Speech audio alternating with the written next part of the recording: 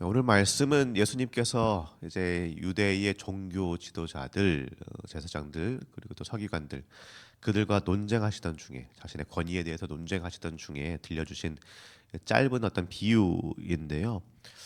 어떤 아버지에게 두 아들이 있었습니다. 그런데 하루는 일이 굉장히 많았는지 아버지가 맏아들한테 말합니다. 야, 오늘 일손이 좀 부족해서 그러니까 너가 좀 포도원에 가서 일을 하지 않을래?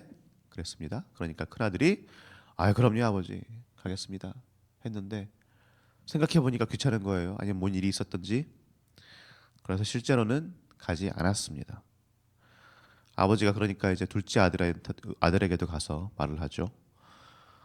야, 가서 좀 포도원에서 일을 해라.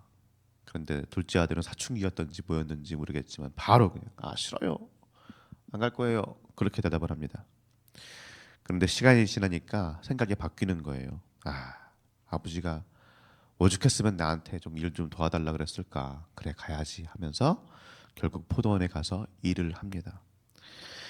예수님이 이 비유를 말씀하신 다음에 이렇게 질문하시죠. 그 둘 중에 누가 아버지의 뜻대로 했느냐라고 질문하시는데 당연하게도 답은 뭘까요? 둘째 아들이죠. 첫째 아들은 말로는 순종했는데 실제로 행동으로 이어지지 않았고, 둘째는 말로는 거부했지만 실제로는 행동으로 몸으로 움직여서 아버지의 뜻대로 했죠. 그런데 이 부분에서 나는 본문 원문 말씀이 좀 독특한데요. 우리 30절 말씀 한번 함께 읽어보겠습니다.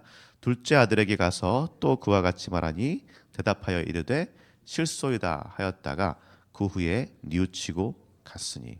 아멘. 여기서 뉘우쳤다라는 말, 이 뉘우쳤다는 말이 헬라어 원문으로 보면 메타멜로마이라는 단어예요. 메타멜로마이.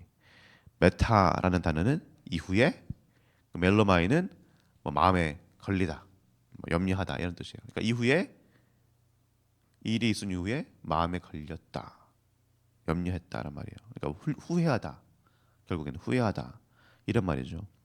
신약에 사실 많이 나오는 단어는 아닙니다. 한 6번 나오는 것 같은데 흔히 이제 회개라는 단어를 얘기할 때 메타노이아 많이 들어보셨죠? 메타노이아 회개라는 것이 어떤 즉각적인 인지적인 결단을 통한 방향성의 전환을 말한다면 바로 방향을 바꾸는 거죠. 180도. 그게 메타노이아라면은 오늘 본문에 나오는 메타멜로마이는 지속적인 어떤 마음의 찔림, 마음에 찔리는 것을 이야기합니다. 문제는 뭐냐면 이 마음의 찔림이 있을 때 어떻게 이 마음의 찔림을 받아들이고 행동하느냐라는 거예요. 둘째 아들은 마음에 찔리고요. 그래서 결국에는 아버지 말씀에 순종해서 포도원으로 갑니다.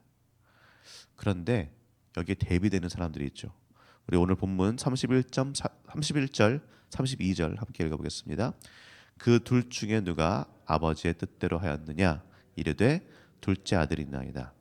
예수께서 그들에게 이르시되 내가 진실로 너희에게 이르노니 세리들과 청년들이 너희보다 먼저 하나님의 나라에 들어가리라.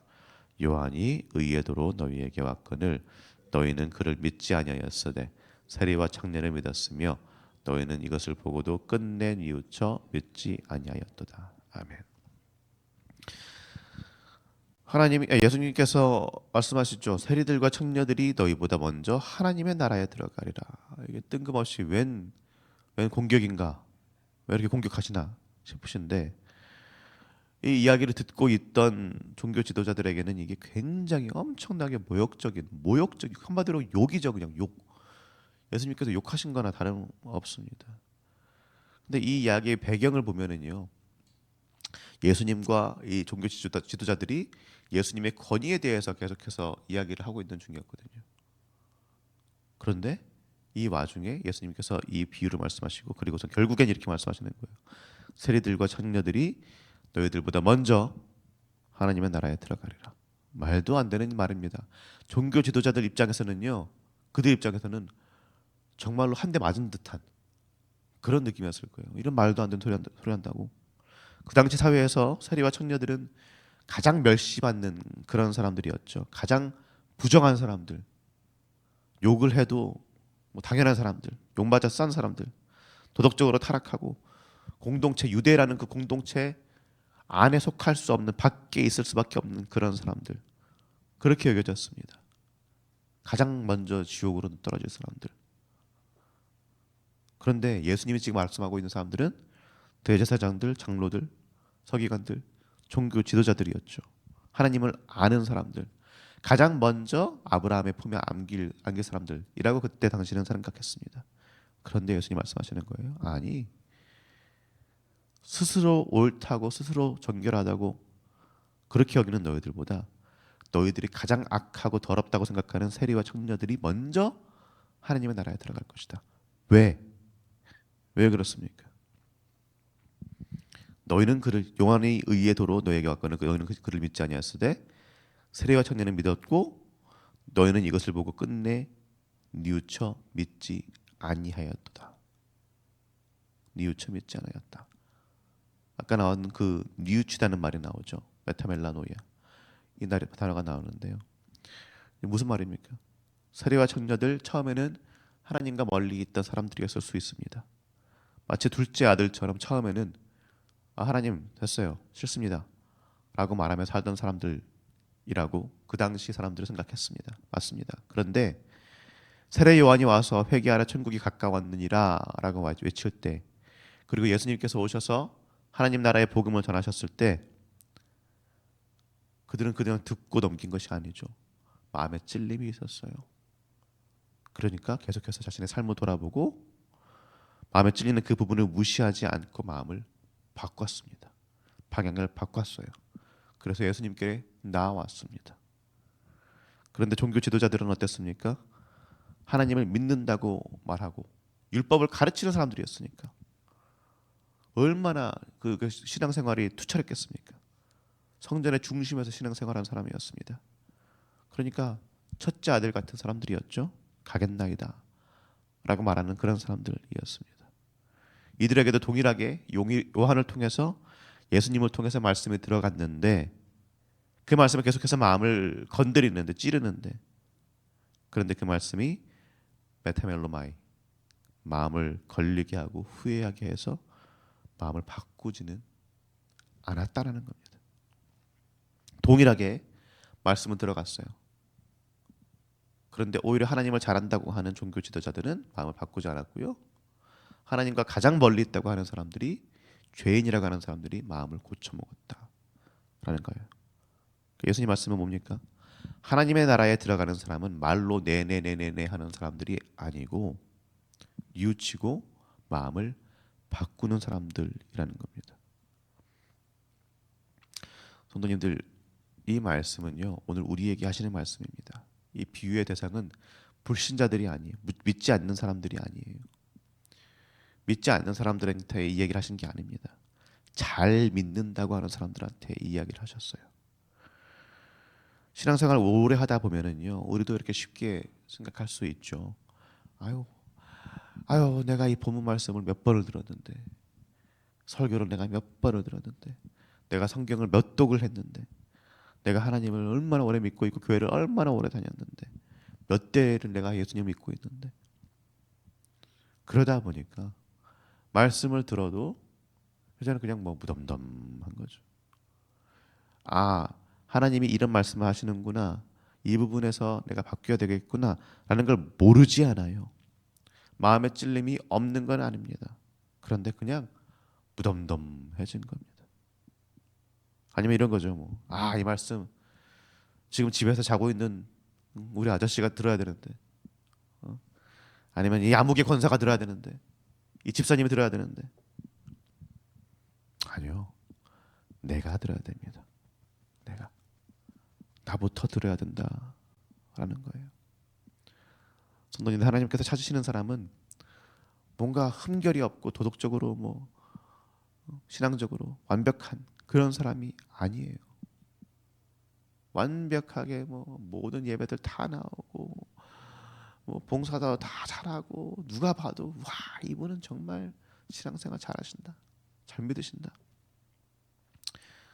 그것도 좋지만 정말 하나님께서 기뻐하시는 사람은 뭐예요?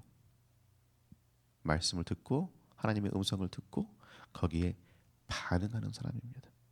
반응하는 사람. 마음을 바꿔야 될 때 바꾸는 사람. 내가 지금까지 계속해서 평생 동안 가지고 왔던 신념이라고 할지라도 내가 이것이 옳다라고 생각하고 거기에 내 인생을 걸었다고 할지라도 하나님의 말씀 앞에 봤을 때 그것이 아니다 라고 하면 담대하게 이것이 아니군요. 하나님, 제가 바꾸겠습니다. 마음을 바꾸겠습니다. 하나님의 방향으로 가겠습니다. 이렇게 말하고 실제로 그렇게 할 수 있는 사람입니다. 종교 지도자들은 어떻습니까? 그들이 평생 동안 연구했던 말씀, 그들이 평생 동안 연구했던 여러 가지 것들, 신앙적인 여러 가지 것들, 그것이 너무나 강했어요. 너무나 투철했어요. 이것이 진리라고 믿었어요. 그들의 인생을 걸었어요. 이것이 너무나 강했던 나머지 말씀 그 자체이신 예수님이 왔는데도 불구하고 그들은 자신들의 신념, 평생 동안 연구했던 그 결과를 붙들었습니다. 그러자 예수님이 말씀하시는 거예요. 세리와 창녀들이 너희들보다 먼저 하나님 나라에 들어간다고. 사랑하는 성도님들, 신앙의 가장 큰 위기는요, 그냥 죄를 짓는 게 아닙니다. 우린 죄 항상 짓습니다. 그렇죠? 항상 우리는 죄 가운데 사는 존재들이에요. 문제는 뭐냐면 그 죄 가운데 있을 때, 하나님의 말씀에 도달했을 때 더 이상 마음이 움직이지 않는 겁니다. 더 이상 마음에 찔림이 있을지라도 그것을 그냥 무시해버리고 그냥 무덤덤하게 있는 거예요. 그게 위기입니다. 그렇다면 참 신앙이라는 것은 무엇입니까? 완벽한 게 아니라 하나님의 말씀 앞에서 내 마음에 찔림이 있을 때 자신의 삶을 돌아보고 마음을 움직이고 발걸음으로 움직이는 것, 하나님께로 방향을 바꾸는 것, 그것이 올바른 신앙인 줄로 믿습니다. 오늘도 하나님께서 우리에게 말씀하시는 줄로 믿습니다. 포도원으로 가라 라는 이 말씀, 우리에게는 각각에게 다르게 들릴 것입니다. 아마 속으로는 아실 거예요. 뭘 해야 하는지, 하나님께서 뭘 원하시는지 아실 거예요. 잘 생각해 보시면, 기도해 보시면 아실 거예요. 그렇다면 중요한 것은 뭡니까? 움직이는 것입니다. 마음에 찔리는 대로 뉘우치고 움직이는 것입니다. 하나님 말씀 앞에서, 지금 이 말씀이든 아니면 집에 나중에 돌아가셔서 말씀 앞에서 말씀을 읽으시든 어떻게 하든지 간에, 기도 중에 하나님의 들려지는 하나님의 음성이든지 무엇이든지 간에 성도님들, 그 말씀을 무시하지 마시고 무덤덤해하지 마시고 그 말씀에 찌르는 대로 반응하시고 방향을 돌이키실 수 있는 우리 성도님들 한 분 한 분 되시기를 예수님의 이름으로 축복합니다. 그렇게 할 때에 하나님께서 계속해서 우리와 함께 운행하시면서 우리의 삶을 돌보시고 우리를 지켜주시리라 믿습니다.